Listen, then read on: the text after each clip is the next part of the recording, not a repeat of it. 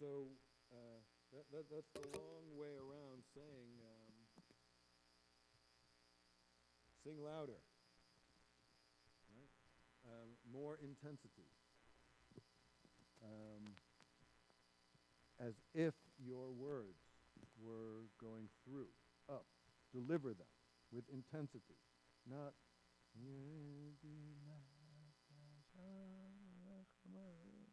Right? No, that's that's hitting the front of the target, right? It's not that you're not being technically correct, but you need to go through, deliver far beyond, right, reach. So sing and pray as if it meant that. All right, are we 135? That's good? Yes? In the back? Yes, good? You checking? Okay.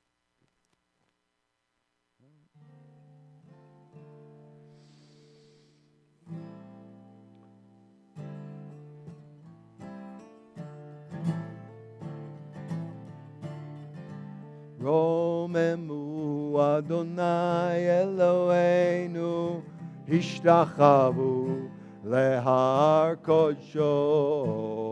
Romemu Adonai Eloheinu Hishtachavu Lehar Kodsho. Ki Kadosh Adonai Eloheinu Romemu. Ki Kadosh Adonai Eloheinu Romemu. Romemu Adonai Eloheinu Veishtachavu Lehar Kodsho. Romemu Adonai Eloheinu Veishtachavu Lehar Kodsho. Here we go. Ki Kadosh Adonai Eloheinu Romemu. Ki Kadosh Adonai Eloheinu Romemu. Ya la la la la. Ya la la, ya la la, ya la la la, ya la la la, ya la la la la, ya la la, ya la la, ya la la la, ya la la la, ya la la la la, ya la la. Ya la la, ya la la la, ya la la la la. Ya la la la, ya la la, ya la la, I la la la, ya la la la.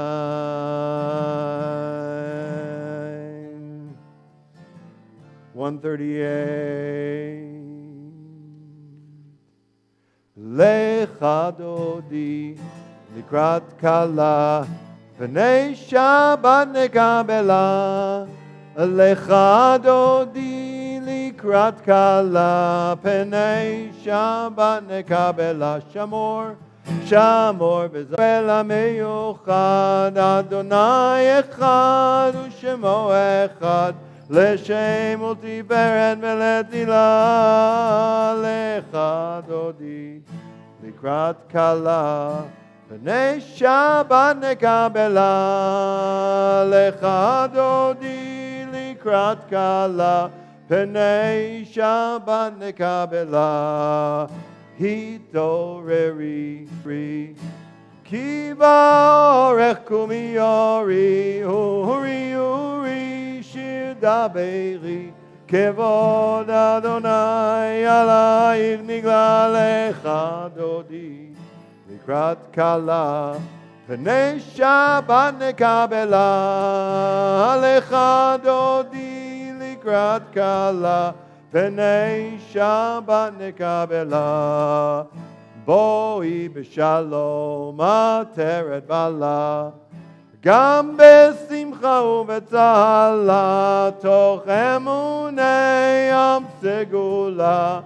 Boi kala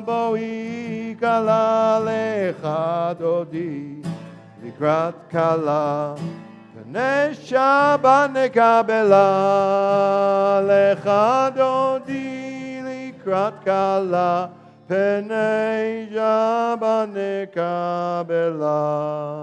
You can be seated. 141.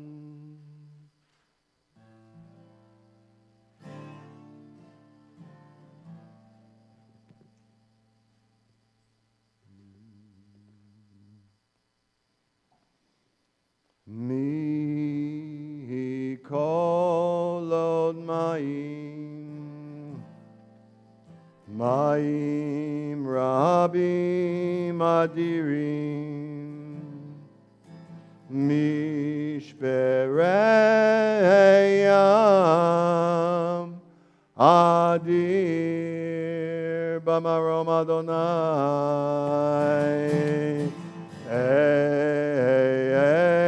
eidotecha ne'emnu me'od levedcha nava kodesh Adonai leorech yamim. 142. Shalom Aleichem Malachei Asharet Malachei Elyon Mi Melech Malchei Amlachim HaKadosh Baruch Hu Boachem leshalom, malachei ashalom, malachei elyon. Mi melech malchei amlachim, hakadosh baruch hu. Baruch hu ni leshalom, Malachei Shalom, Malachei Elyon, Mi Melech Malchei Amlachim, HaKadosh Baruch Hu. Tzedchem leshalom, Malachei Shalom, Malachei Elyon Mi Melech Malchei Amlachim HaKadosh Baruch Hu.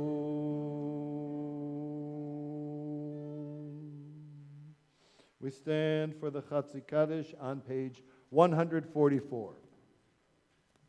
Yitgadal v'yitgadash shemei Rabba Be'alma divrach chirutei v'yamlich malchutei B'chayechon uv'yomechon uv'chaye dechol bet Yisrael Ba'agala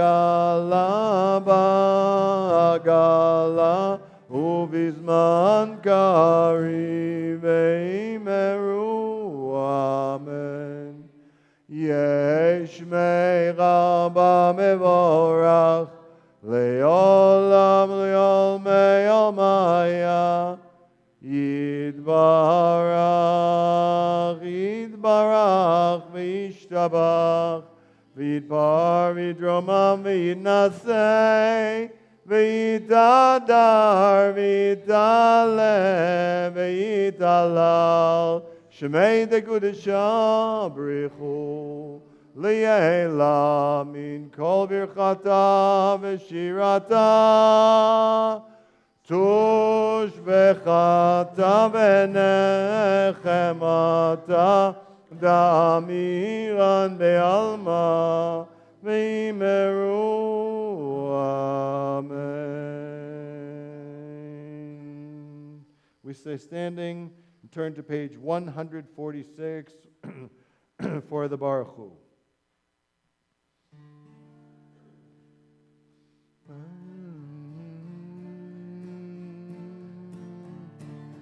La la la la la la la la la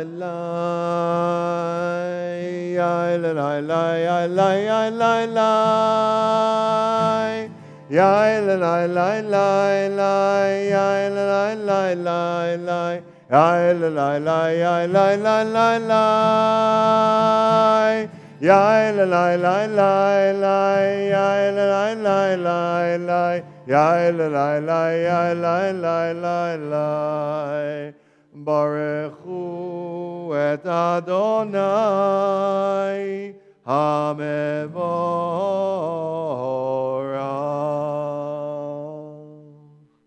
Baruch Adonai HaMevorach HaMevorach Le'olam Va'ed HaMevorach HaMevorach Le'olam Va'ed. You can be seated. We continue with the English together, the middle of page 148.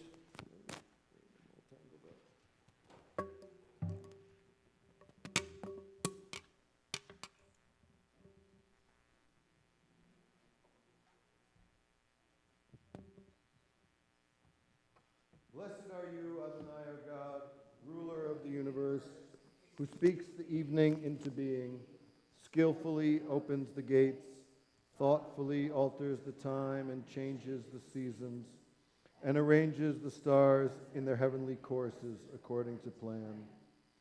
You are creator of day and night, rolling light away from darkness and darkness from light, transforming day into night, and distinguishing one from the other.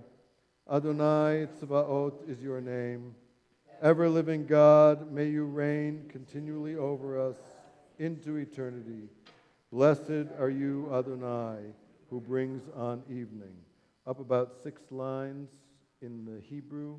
Umavir yom umevi laila umavdil ben yom uben laila Adonai Tzvaot shemo El chai v'kayam tamid yimloch aleinu leolam va'ed Baruch atah Adonai Hamari Varavim. Page 150, again, the middle of the page in the English. Together, everlasting love you offered your people Israel by teaching us Torah and mitzvot, laws and precepts. Therefore, Adonai our God, when we lie down and when we rise up, we will meditate on your laws and your commandments. We will rejoice in your Torah forever. Day them lengthens our days. Never remove your love from us. Praise to you, Adonai, who loves your people Israel. Ki hem chayenu ve'orech yameinu ubahem negei yomam v'layla ve'avatecha al tasir mimenu le'olamim. Baruch atah Adonai Ohev Amo Yisrael. We stand for the Shema 152.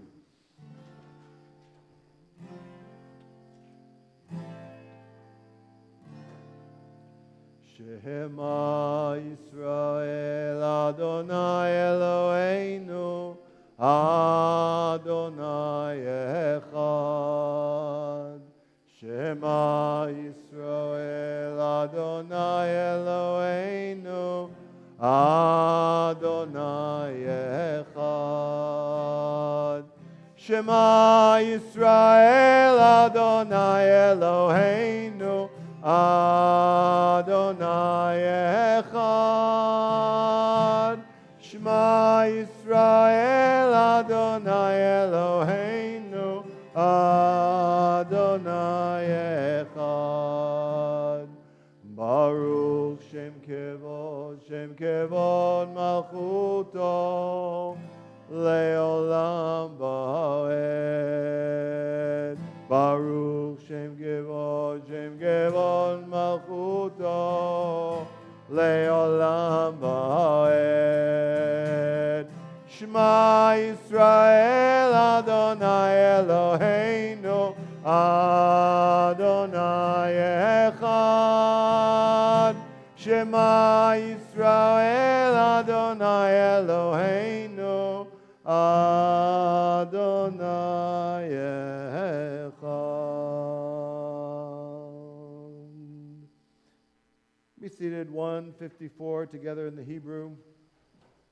Ve'ahavta et Adonai Elohecha bechol levavcha ubechol nafshecha ubechol meodecha vehayu hadvarim ha'ele asher anochi metzavcha hayom al levavecha ושיננתם לבניך ודיברת בם בשבתך בביתך ובלכתך בדרך ובשוכבך ובקומך וקשרתם לעוד על ידיך והיו לטוטפות בין עיניך וכתבתם על מזוזות ביתך ובשעריך למען תזכרו ועשיתם את כל מצוותי והייתם קדושים לאלוהיכם אני אדוני אלוהיכם אשר הוצאתי אתכם מארץ מצרים להיות לכם לאלוהים אני אדוני אלוהיכם אדוני אלוהיכם Amen. Page 158 מי כמוך באלים אדוני מי כמוך נדר בקודש נוראתי לו דוסי פלא מלכותך ראו בניך בוקע ים לפני משה ומרים זה אלינו ואמרו אדוני ימלוך לעולם ועד ונאמר כי פדה אדוני את יעקב וגאלו מיד חזק ממנו ברוך אתה אדוני גאל ישראל. Page 160.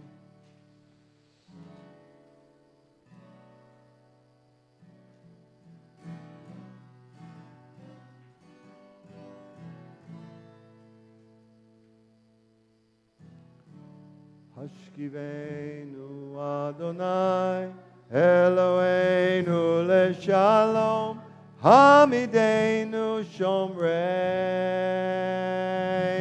lechaim Hashkivenu Adonai Eloheinu leshalom Hamidenu shomreinu lechaim Ushmor tzeitzenu Uboenu Lechaim Ushalom Me'ata v'yad olam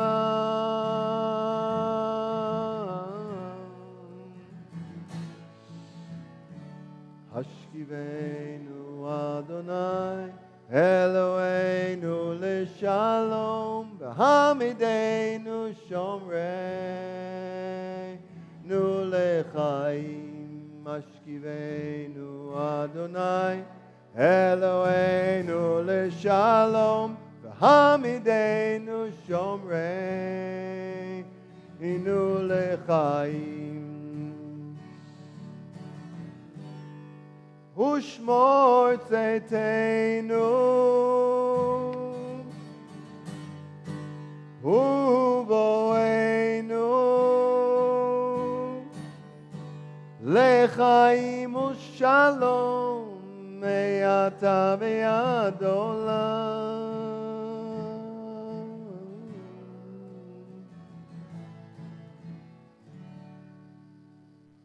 Baruch atah Adonai, haporei sukat shalom aleinu, ve'al kol amo Yisrael, ve'al Yerushalayim. We stand page 164 as we prepare for the Amidah, which begins on the following page, 166. 164.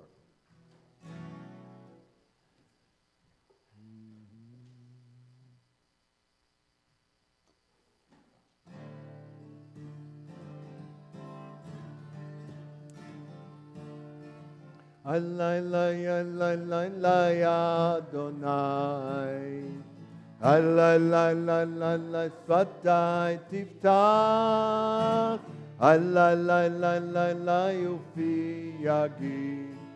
Ufi yagid tehilatecha,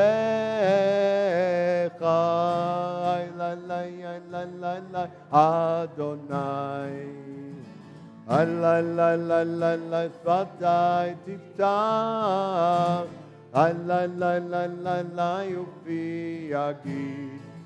Ufi yagid tehilatecha.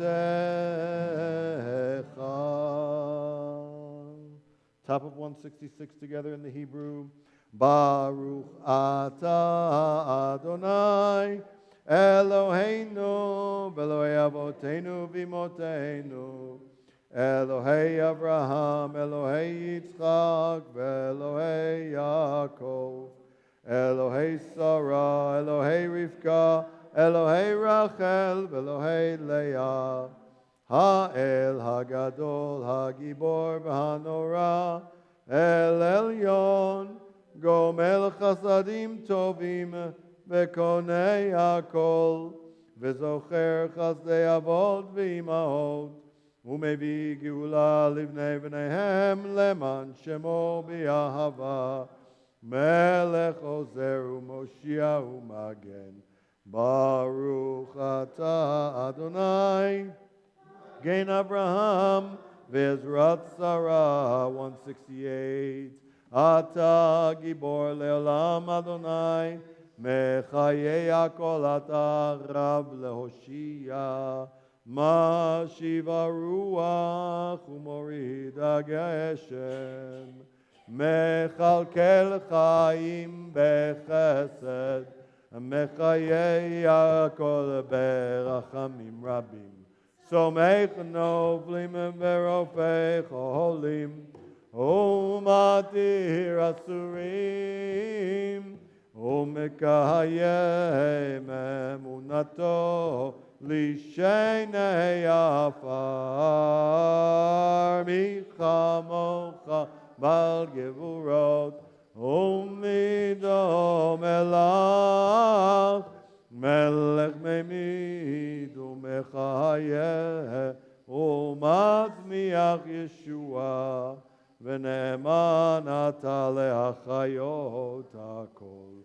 Baruch atah Adonai mechayei hakol. 170.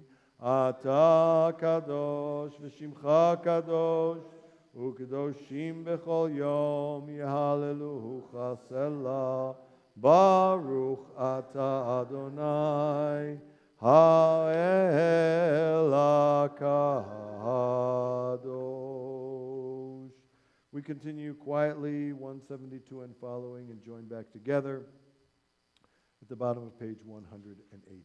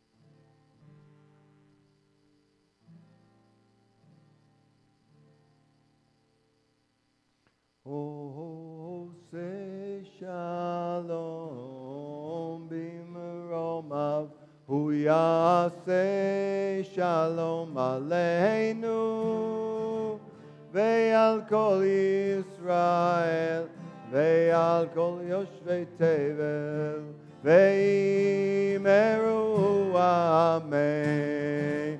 Oh, say shalom b'meromav hu ya'aseh shalom aleinu ve'al kol Yisrael ve'al kol yoshvei tevel ve'imeru amen.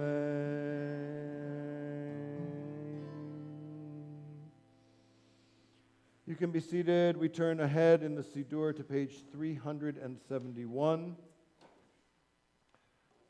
and turn our attention to those in need of healing and offer a blessing for all of those in need of any kind of healing. If someone close to you is in need of that and you would like their name included in our blessing tonight, we'll pause and give you time to add the name of any people who you're thinking of tonight. Page 371. Misheberach avotenu v'imotenu Avram Yitzchak Yaakov Sarevka Rachel v'Leah. May God, the holy blessed one of our ancestors, Abraham, Isaac, and Jacob, Sarah, Rebekah, Rachel, and Leah, bless and heal all those who are ill, including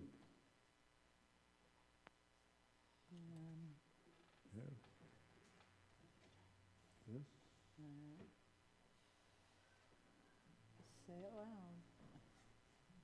We're going to say it loud because the battery on the microphone's not working. All right, that's good. Yeah, so we'll just go around.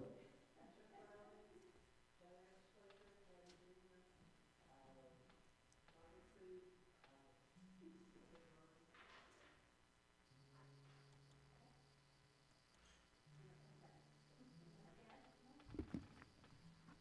Aaron, Sam,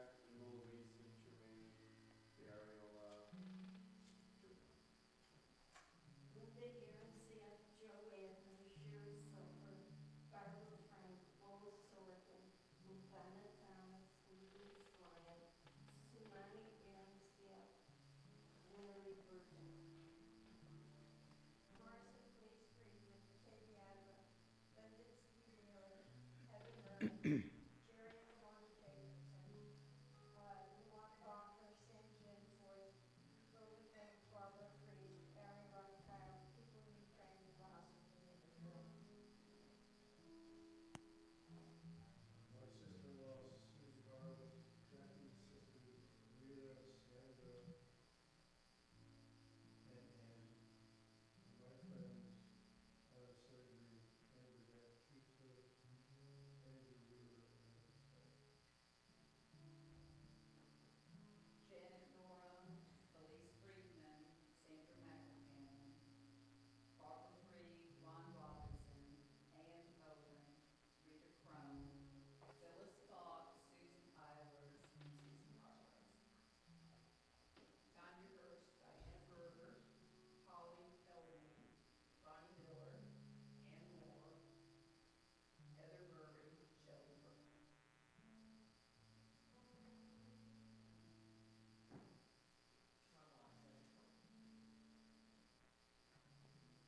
Holly Mathis, Cleo Maria Clausen, Betty Clausen.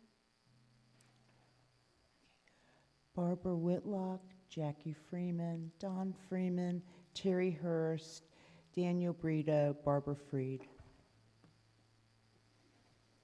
May the Holy Blessed One be filled with compassion for their health to be restored and their strength to be revived. May God swiftly send them a complete renewal of body and spirit. And we all say, Amen. Let's sing together the middle of the page. Misheberach avotenu mekor habracha leimotenu. May the source of strength, who bless the ones before us, help us find the courage to make our lives a blessing, and let us say, Amen. Misheberachim otenu, Mekor habracha le'avotenu. Bless those in need of healing with refuah shelema, the renewal of body, the renewal of spirit, and let us say, Amen.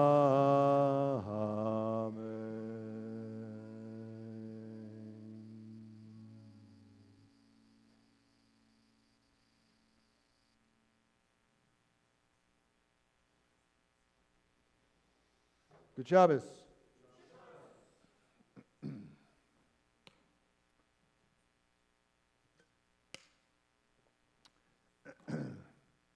Are you familiar with the Pittsburgh platform? You know, does that ring a bell for you? No? The Pittsburgh platform was a platform of ideas and ideals published by the earliest group of Reform rabbis in the United States at their first ever conference in Pittsburgh. That's why it's, colloquially, it's not formally called the Pittsburgh Platform, but for close to 50 years from the founding of the Reform movement in the United States until the next big platform meeting in the 1950s, I believe, the platform of ideas put out by the Reform rabbis in Pittsburgh became kind of the infrastructure of Reform Judaism as it was emerging in America. And I highly recommend that you search it out. You can read it. It's not like, very, very long. But it includes some very radical departures from traditional Judaism explicitly stated. It's one of the first times where Reform Judaism, as it was developing in America, made overt and explicit separation from traditional Judaism. For example, it set aside the idea of an individual Messiah in favor of a Messianic era, a time in which the description of Messianism in the Bible would be true, but not necessarily in the form of an individual person. Also in the Pittsburgh platform was a direct rejection of ritual Judaism and an embrace really primarily of the prophetic social justice aspect of Judaism with a nod towards an affinity towards the Hebrew Bible as, our history. That's our family album. But really the purpose of Judaism is no longer its exclusive ritual rites. All of those things were, according to the Pittsburgh platform, for a particular time in history. They shaped us, but they are not necessarily our ultimate destiny. And it became true. I don't know if the platform led to the reality or if the reality led to the platform. It doesn't really matter. It became true that the defining element of Reform Judaism in many, many congregations throughout the 20th century was downplaying of traditional ritual life. The Reform synagogue where I grew up, I grew up going to the conservative synagogue, but back then everybody kind of got along, right? I was actually like a member of the Reform youth group, and we'd go to things at the Reform synagogue. I was a member of the Orthodox youth group, go to things at the Orthodox synagogue. By the way, it was all the same people, because Rochester was just not big enough that you could afford to be in your little silos as a community, and really, we sort of got along with everybody. I suspect that's still true in a lot of places, right? That's not like a, woe is the old days were great and now it's terrible. I don't think that's so true. Anyways, the Reform synagogue where I grew up was sort of that high Reform influence from, even from way back when, into the Pittsburgh platform. And there were times at that synagogue where they would have told you to take off your kippah. Like, we not only don't require these things, we actively set them aside. The rabbis didn't wear kippot or a talis or anything like that, and certainly nothing like the laws of kashrut or keeping kosher or keeping the Sabbath in any traditional way. All those things were sort of relegated to their historical markers that led us to where we are. Now, the reason I give you all that background is because I actually re-encountered the Pittsburgh platform just last week in teaching my Agnes Scott class about the different denominations. And we looked at some of the primary documents of the American denominational movements. And I was really struck by that explicit distinction between the ritual commandments and what I guess I would summarize as the ethical commandments. Because, let's face it, keeping kosher and wearing a kippah does not necessarily make you more ethical. Right? And being ethical does not necessarily make you Jewish. So I was struck by that, by how easy it was for them to separate these things out. Then later on last week, a conservative colleague, Rabbi Ed Feld, who's the assistant rabbi at Beth Shalom with Rabbi Zimmerman, came to my house because we had a document to sign and it had been misspelled, so we had to re-sign it. Anyways, he came over and we were signing the document. We were talking and schmoozing about Passover and the upcoming Passover holiday and what are you doing at your synagogue and how are things going, all that kind of thing, shop talk. And he said, do you arrange for your congregation to sell their chametz, their leavening, before Passover? And which is a perfectly normal question to ask, but you know where that's going, right? Like my answer was no, I don't do that, right? That's no, and what I'm going to say, what I'm going to say is not meant to be insulting, right? It is not wagging my finger. But I said to him, they don't keep kosher for Passover. Right? This is not our Jewishness, specifically in those ritual things. And so it would be odd for me to arrange for them to sell their chametz when many of them just don't keep kosher Passover. And as we talked about it a little bit, I thought, and by the way, if you sell your chametz, then you can't eat it, right? Because you've sold it. It's stealing, right? If you sell something to someone else and then you take it, right? You're taking what belongs to them. That's the only reason you can actually arrange to, quote unquote, sell your chametz during Passover is because you're not going to eat it. And, your neighbor, your non-Jewish neighbor, is not going to come over and take it during that week. Okay. Now, for those of you who don't know what the heck I'm talking about, right.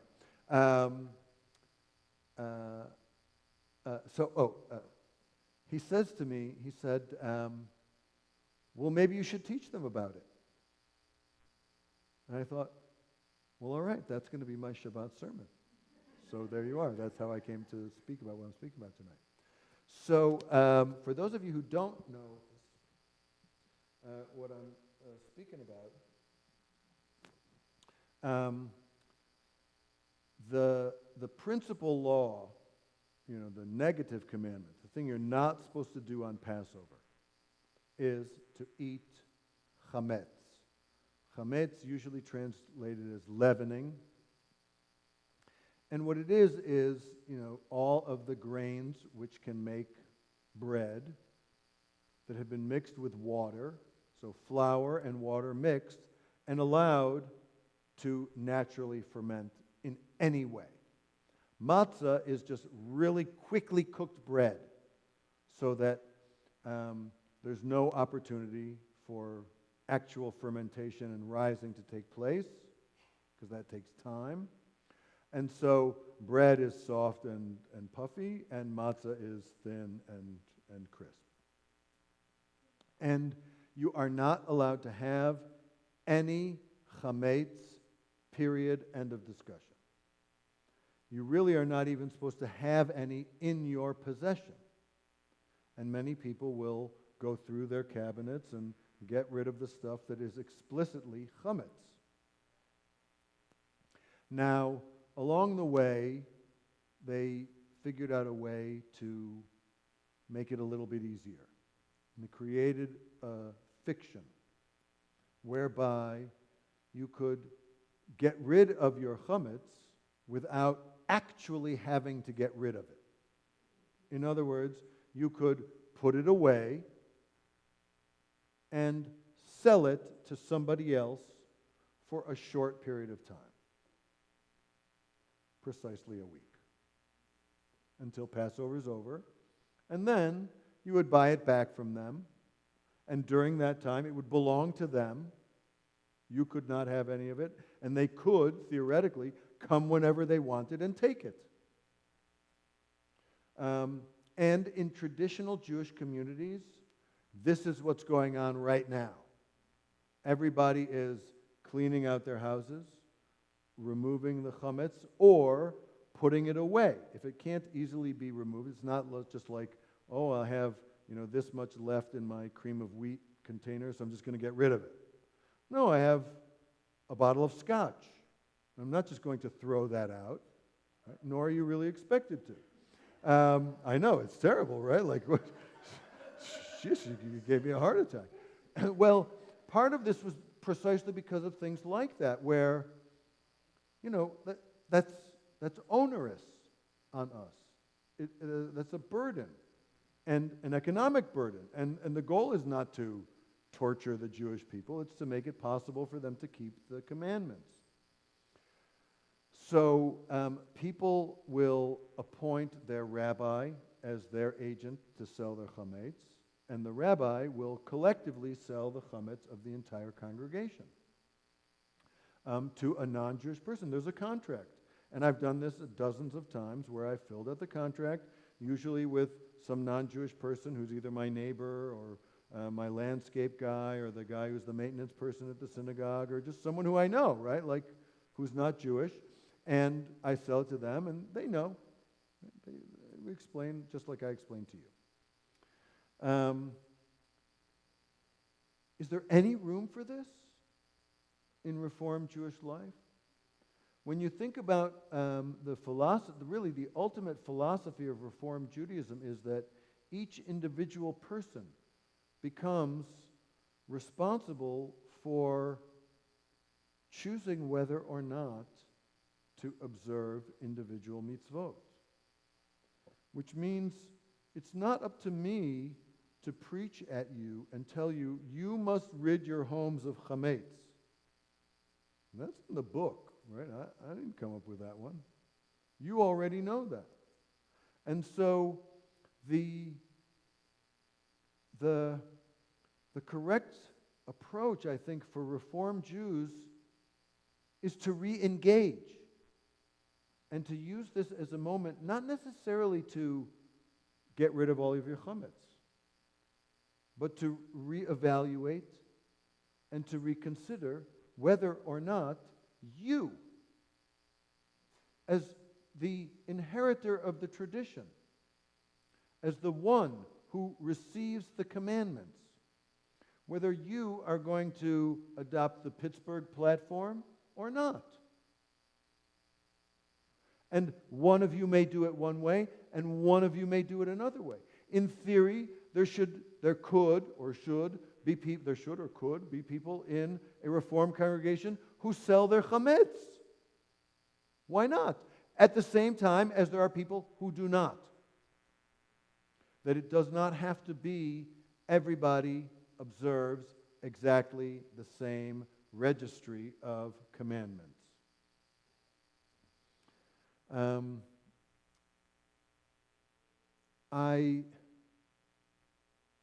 All things have pendulum swings. I guarantee you, if you go to Brit Kodesh in Rochester, New York, the large Reform synagogue, I guarantee you that their rabbis today wear kippot. No question about it. The contemporary young Reform rabbinate is nothing like the Reform rabbinate of the 1950s and 60s that kind of affirmed the Pittsburgh platform and embraced the idea to make us as indistinguishable as possible from the people around us. Part of what ritual Judaism does is it allows us to be distinct and unique amongst the peoples around us. People of all faiths, good people of all faiths, embrace the ethical commandments. But they don't all rid their homes of chametz and what it might symbolize to you. But for that to work, the responsibility actually rests on your shoulders. In some ways, it's easier to be an ortho Jew. What do? You do that, what everybody else is doing. Well, what if it's not meaningful to me? So what? It doesn't have to be meaningful to you. You just have to do it. Well, what if I think differently than my neighbor? Well, that's fine, so long as you both do exactly the same thing. And in that way, I think it's more burdensome. And so, my ask to you is not, do you want, is not, are you going to sell your chametz to me? It's really, do you want to? Consider it. Would you set it aside? Not partake of it during the time when it belongs to somebody else? And allow this week to make you distinct and unique, even as we emphasize and reaffirm our profound commitment to the ethical tradition which we've inherited. That's why they wish everybody a happy and kosher Pesach. So I ask you, do you want to sell your chametz? If you do, you let me know, and I'll be happy to sell yours along with mine and to act as your agent. Good Shabbos and good Yontif. Yeah, it's oh,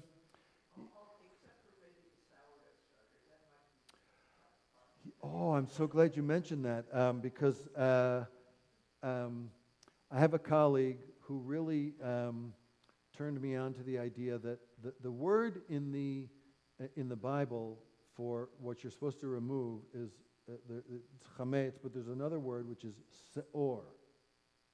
Seor. It's related to like barley and barley flour, but her claim is that seor is starter, right? That because in the ancient world, pretty much everybody, I mean, if you wanted to have bread, you had to have starter. You had to have something fermenting already, because there was no, powdered yeast that you could get at the supermarket. So people kept, little jars of fermented dough and mixed in new dough and water and poured it out. I mean, that was just how you made bread, or you couldn't do it. So she says, you have to get rid of your starter. That's like one of the things that's chametz. It's like the radioactive chametz. It's like chametz that makes more chametz, right? It's the starter, right? In other words, it starts fermentation.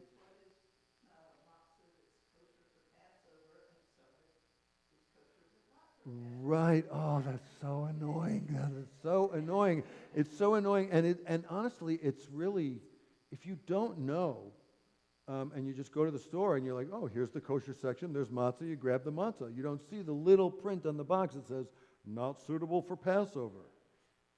It's like, what do you do? Then why is it here? That really, I really don't like that. But so I'm going to have to get rid of my starter. And I have a good sourdough starter. It's very active. It's good. So maybe either I have to physically get rid of it. It's not so hard to make a new one. You can make a new. And honestly, that's the kind of thing which I would get rid of.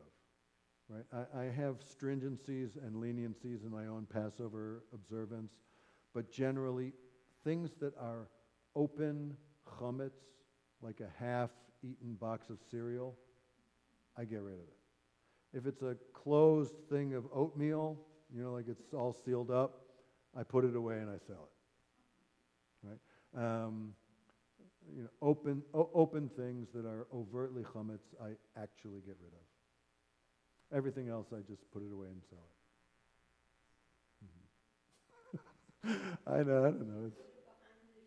No, I really don't. The reason people do that is because the mitzvah is that you should not see it in your home, right? You're supposed to remove it to the extent that you can't see it. So people, put it in the closet or behind the sheet or something like that. I'm like, there was a time I probably would have put it more away, and actually moved stuff. Now, we just know. We know what's what and what's not what, and I'm not going to accidentally use the soy sauce. I don't have to move it from the cabinet to somewhere else, that kind of thing. Yeah. Mm-hmm. But no, yeah, sure. Oh, well, it's good. Ask the rabbi for Passover. Yeah. By the way, there's more tomorrow morning about Passover. Look at the Haggadah tomorrow morning before shul. Yeah, good.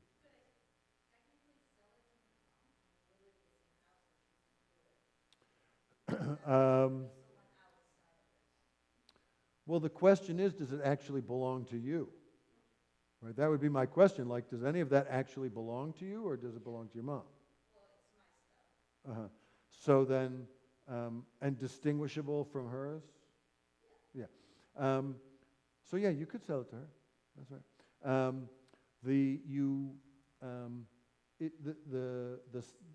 The sale has to do with the location. You sell all of my chametz at this address, right? So if you have a second home that also has, or another winter home, or a workplace that might have, and you have some, crackers at your work, whatever it is, like you have to list the addresses where you want to sell the chametz. And then you can't use it, right? Then you can't eat it, or you're taking your folks' stuff. Yeah. Although I guess you could ask your parents, can I have some of that? Yeah, Daniel. Yeah, do you have to sell it, or can you throw everything away? Yeah, you do not have to sell it. You can throw everything away. Right. Yeah, the only thing you have to sell is something that you don't want to get rid of. Right. I know how much it's easy to throw. So there you go. That's right. Easy. That's sort of the original way, right? Yeah. At the synagogue that I belong to in Illinois, it was a fundraiser. Uh-huh. Gave the rabbi money Right. to sell Right. your chametz. Yes. Okay. And when you got back, you didn't get your money back. No, that is correct. It's always to the advantage of the buyer. There's a thinking behind that. But very often in many communities, the money raised from selling chametz goes for Passover charities, what's called ma'ot chitim or ma'os chitim, which is money for poor people to be able to afford matzah and the needs of the seders. Atlanta has a ma'os chitim fund, which you can donate to and which provides Passover thing for poor Jews. Yeah. Mm-hmm. Cool. Yeah, good. Other questions? Anything else? All right, good. So let's turn and stand for Aleinu in the back of the Siddur, page 586. We stand. Where's that? And, oh, yes, good.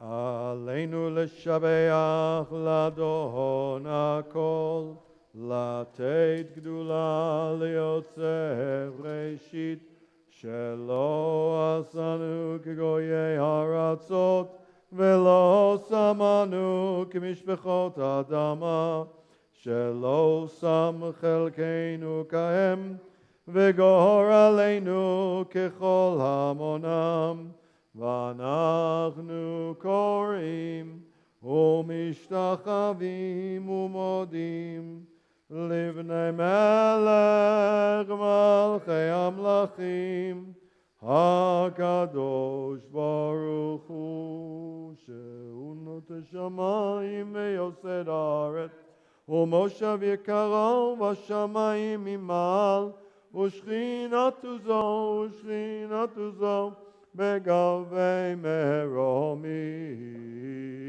הוא אלוהינו אין עוד, אמת מלכנו בזולתו, ככתוב בתורתו. היום אל שבota לבבך, כי אדוני הוא האלוהים, בשמיים ממעל, ועל הארץ מתחת עינו.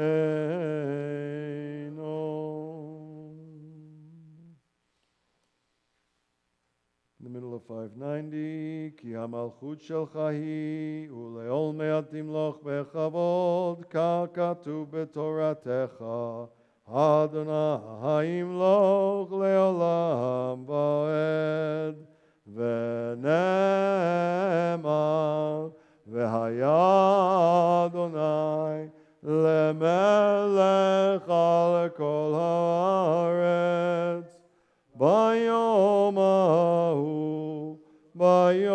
ההוא, יהיה אדוני אחד. ושמו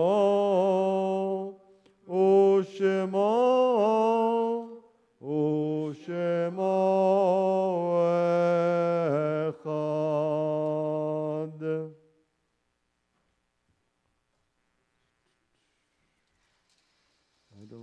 Do I have the up-to-date list? I don't think so. Yes. Yes, I do.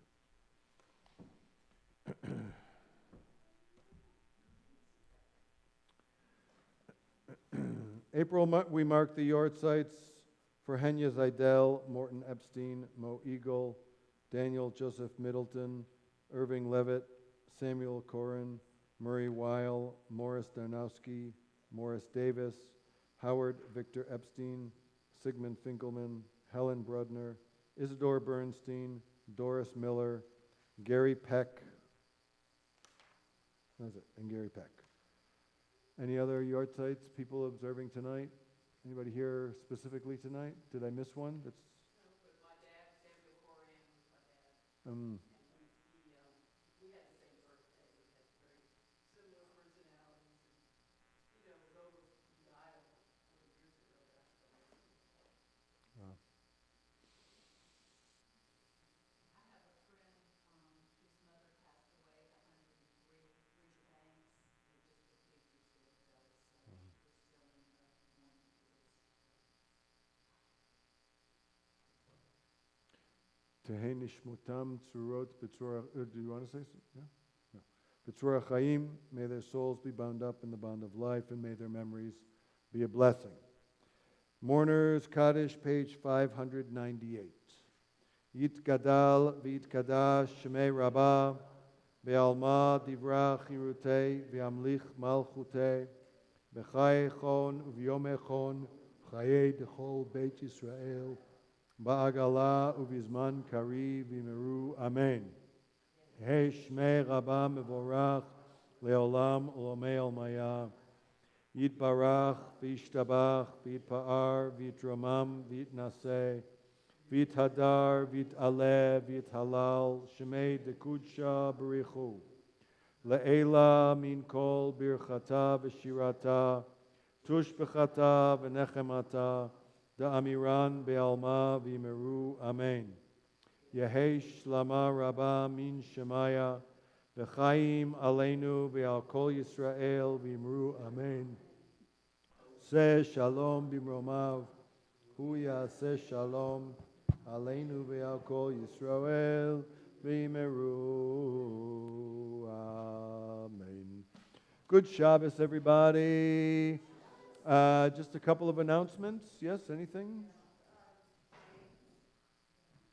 James, you're up.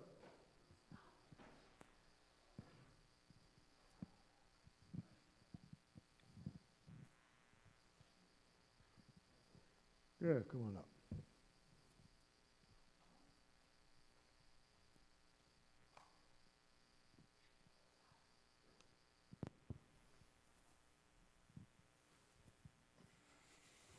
Good Shabbos, everyone. Coming up in a few weeks, April 23rd is our Pesach dinner here. Some tickets are still available. Come there. We have around the 43 or so, 44 coming. We still have space for about 20 more, so spread the word. In May 5th, Cinco de Mayo is our yearly board meeting here. We'll try to make it a little bit more fun because it's Cinco de Mayo, so come to that as well. Everyone from our community is welcome. A little bit after that, it's going to be May 10th and 11th. For that Shabbat weekend, we have our guest / audition / demo, whatever you would like to call it, rabbi coming in. So let's get as many people in here as we can to get a real pulse of what we may think. Could be a presence that might be here for the foreseeable future, so let's see as many people here as we can. And that's going to be May 10th and May 11th, with our Sunday school picking up again this Sunday, coming towards the end of that as well, because school's coming to an end. So please keep coming. It's great to see around 20 to 30 or so people every week, roughly, these last few weeks, so let's keep it up. Please send emails, questions if you have any. Thank you.